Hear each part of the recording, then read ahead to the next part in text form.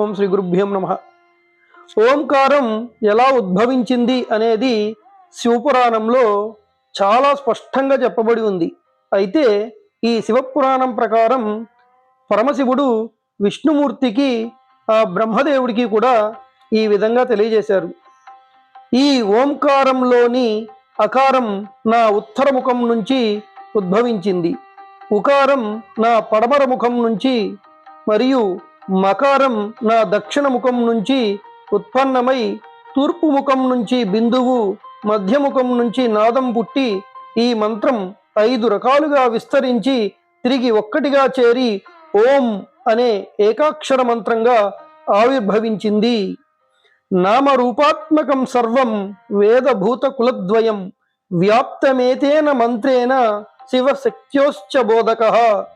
నామరూపాత్మకమైన ఈ సకల చరాచర ప్రపంచం వేదం నుంచి జన్మించింది. స్త్రీలు పురుషులు అనే 2 కులాలు ఈ మంత్రం చేత వ్యాపించబడ్డాయి. ఈ దివ్య మంత్రం శివశక్తుల ఏకత్వాన్ని కూడా ప్రబోధిస్తుంది.